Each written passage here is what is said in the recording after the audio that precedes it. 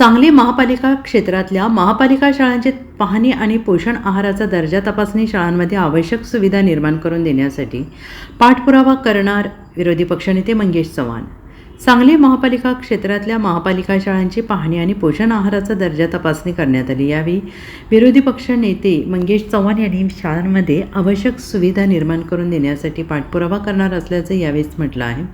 महापालिकेतील विरोधी पक्षनेते मंगेश चव्हाण आणि राष्ट्रवादी शरद पवार गटाचे गटनेते युवराज गायकवाड यांनी शहरातील शाळांना भेट देऊन विद्यार्थ्यांशी संवाद साधला।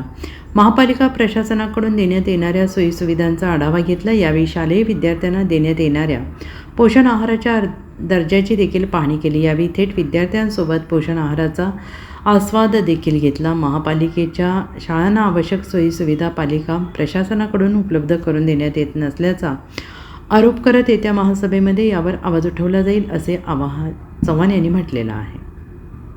पोषण आहार स्वतः आम्ही खाऊन त्या ठिकाणी बघितला, त्यामध्ये काही कमी आहे का, डाळी कमी आहेत का आमटीमध्ये, ह्या सगळ्या गोष्टी आम्ही बारकाईने त्या ठिकाणी बघितली।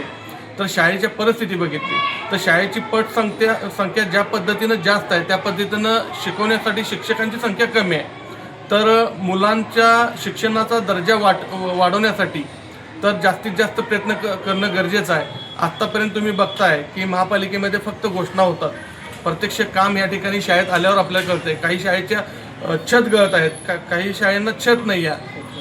शौचालयामध्ये बघितलं असतं तर शौचालयामध्ये एकाच शौचालयामध्ये मुलं मुली जाताना दिसतात। तर ह्या गोष्टी खरोखर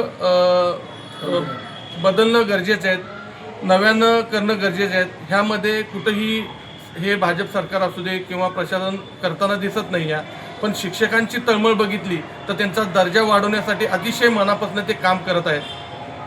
तर खेडकर साहेबांचं पण आम्ही काम बघितलं, ते दिवस रात्र मुलं कशी शिकतील व त्यांचा दर्जा कसं वाढेल ह्याच्यावर जास्त हे प्रयत्न करत आहेत।